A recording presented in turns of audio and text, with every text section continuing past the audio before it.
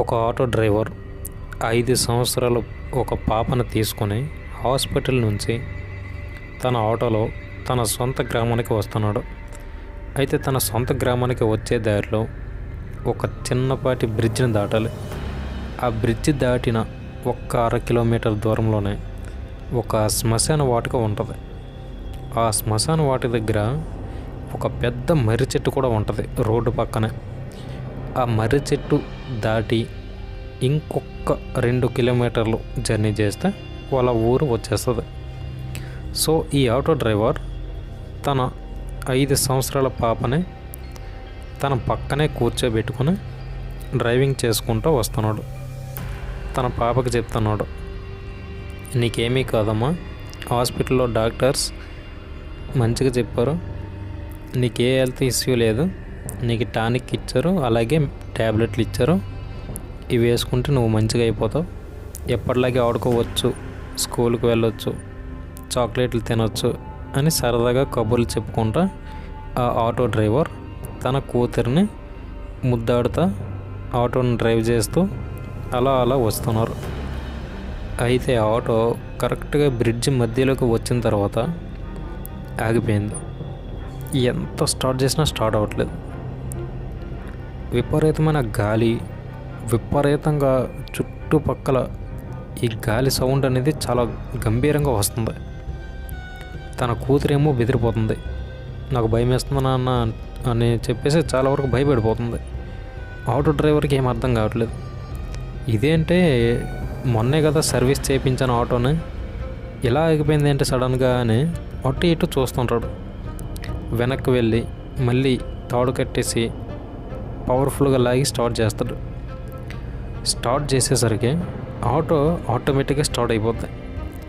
ఆటోమేటిక్గా స్టార్ట్ అయిపోయి వెళ్ళిపోతూ ఉంటుంది రోడ్డు మీద. ఆ పాప ఏమో ముందు సీట్లో కూర్చుంటుంది. ఆటో సడన్గా అక్కడి నుంచి స్టార్ట్ అయ్యి వెళ్ళిపోతూ ఉంటే ఇక ఆటో డ్రైవర్కి బ్రెయిన్ పని చేయదు.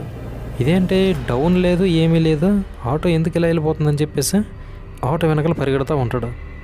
ఆ చిన్న పాప ఏమో ఏడుస్తుంది, నాన్న నాకు భయం వేస్తుంది, తొందరగా రా అని. ఆటో ఏమో చాలా స్పీడ్గా వెళ్ళిపోతూ ఉంటుంది రోడ్డు మీద. ఆ టర్నింగ్స్ దగ్గర టర్నింగ్ తీసుకుంటుంది. సో ఎలా రోడ్డు ఉందో అలా వెళ్ళిపోతూ ఉంటుంది. ఇక తనకేమో చాలా భయం వేస్తుంది ఆటో డ్రైవర్కి. ఏం చేయాలో ఏం అర్థం కాదు. చుట్టూ చూస్తుంటే ఎవరు జనాలు లేరు. సో పరిగెట్టుకుంటా ఎలాగోలా ఆటోని క్యాచ్ చేయాలని చెప్పేసి చాలా స్పీడ్గా వెళ్ళి ఆటోని క్యాచ్ చేస్తాడు. ఆటోని క్యాచ్ చేసి మెల్లగా తన ముందు సీట్లో కూర్చొని తన కూతురిని చూస్తాడు. ఏమైందమ్మా అని. ఆమె అప్పటికే ఆ ఆటో డ్రైవింగ్ చేస్తూ ఉంటుంది. అంతవరకు భయపడిన కూతురు ఒకటేసారి ఆ ఆటోని పట్టుకొని మొత్తం డ్రైవ్ చేస్తుంది. ఇటు అటు తిప్పేస్తూ ఉండే ఇష్టానుసారంగా హార్న్ కొట్టడం. సో ఇలా చేస్తుంది. వెంటనే ఆటో డ్రైవర్కి మైండ్ బ్లాక్ అయిపోద్ది. ఏంటి 5 సంవత్సరాలు దీనికి ఏమీ తెలీదు, అసలు దీనికి ఆటో ఎలా ఏంటి ఏం అర్థం కావట్లేదు, ఎలా నడుపుతుందని చెప్పేసి చిన్న ఇది వదిలేసే అని చెప్పేసి అంటాడు. అంటే హ్యాండిల్ వదిలేయమంటాడు. నేను వదలను అంటుంది. ఇప్పుడు నువ్వు కామెడీ చేయకు, విడిచిపెట్టని చెప్పేసి లాగేస్తాడు ఇలాగ చేయని బలవంతంగా. వెంటనే పాప కోపం వచ్చి ఒక్కడు కొడుతుంది చెంప మీద.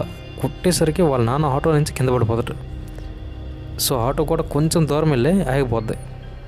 ఆగిపోయిన వెంటనే ఆ చిన్న పాప ఆ ఫోర్స్కి ఆటో ముందు అద్దం ఉంటుంది కదా, ఆ అద్దంకి తగులుకొని ముందు బయటపడిపోద్ది. సో ఇదంతా ఆటో డ్రైవర్ చూస్తాడు. వెంటనే లేచి ఖచ్చితంగా ఇక్కడ ఏదో దుష్టశక్తి ఉంది, అది నా పాపని ఆవహించింది, సో అదే ఇంతవరకు ఆటో నడుపుకొచ్చింది, ఎలాగైనా ఇక్కడి నుంచి తప్పించుకొని వెళ్ళిపోవాలి అని చెప్పేసి వెంటనే తను ఏం చేస్తాడంటే ఆల్రెడీ ఆ రోజే గుడికి వెళ్ళి ప్రసాదం తాయెత్తు ఇవన్నీ తెచ్చి ఉంచుతాడు. సో ఆటో వెనక సీటు దగ్గర ఆ మూలన ఒక చిన్న కవర్లో అవి దాచి ఉంచుతాడు. ఇక వెంటనే వెళ్ళి ఆ కవర్లో ఉన్న ఆ తాయెత్తుని తీసుకొచ్చి ఆ పాప మెడలో కడదామని వెళ్తాడు. ఇలా మెడలో కడదామని పాపను లేపి ఇలా మెడలో కడదామని చూసేసరికి ఆ పాప 2 కళ్ళతో చాలా భయంకరంగా ఆటో డ్రైవర్ని చూస్తుంది. నిప్పు రవ్వల్లాగా ఉంటాయి ఆ పాప కళ్ళు. అంత భయంకరంగా ఆ డ్రైవర్ని చూసి ఏరా ఎక్కడ నేను ఉన్నానని తెలిసి కూడా ధైర్యంగా ఒక్కడవే చిన్న పాపను వేసుకొని వచ్చావు, ఈ పాపను ఎక్కడే వదిలేసి మర్యాదగా నువ్వు పో అని చెప్పేసి ఆ పాప చాలా బేస్ వాయిస్తో మాట్లాడుతుంది. వెంటనే ఆటో డ్రైవర్కి కాళ్ళు చేతులు ఆడవు.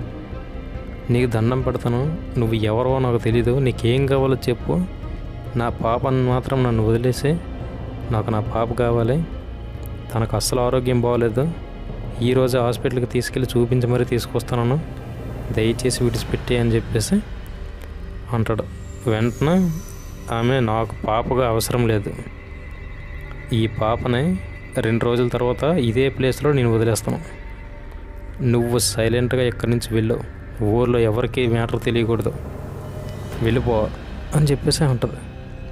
ఏం అర్థం కాదు, ఎలా వెళ్ళిపోతాడు కన్న కూతురిని వదిలేసి, ఏం చేద్దాం అని బలవంతంగా మాటల్లో పెట్టి ఆ పాపని సైలెంట్గా తాయితం తీసి చేతికి పాప యొక్క చేతి ఉంటుంది కదా, సో ఆ చేతికి చుట్టేస్తాడు. చుట్టేసినట్టు ఇక పాప పిచ్చెక్కిపోయి గట్టిగా అరుస్తూ తన నెత్తిని రోడ్డుకి వేసుకొని బడా గుట్టేసుకుంటుంది. లైట్గా బ్లడ్ కూడా వచ్చేస్తుంది. అలా కొట్టుకొని ఇక ఆటో డ్రైవర్ కాలర్ పట్టుకొని గిరగిర తిప్పి అటు విసిరేస్తుంది పొలంలోకి. పక్కన అంటే రోడ్డు ఉంటుంది, అటు ఇటు పొలాలు. విసిరేసిన తర్వాత ఇక పాపకి పిచ్చెక్కిపోద్ది. వెంటనే ఆ తాయితలో ఉన్న పవర్కి ఆ పాపలో ఉన్న ఆ దుష్ట శక్తి దెయ్యం అనేది మెల్లగా బయటికి పోయి పాప సైలెంట్గా రోడ్డు మీద పడిపోయి అలా ఉండిపోద్ది.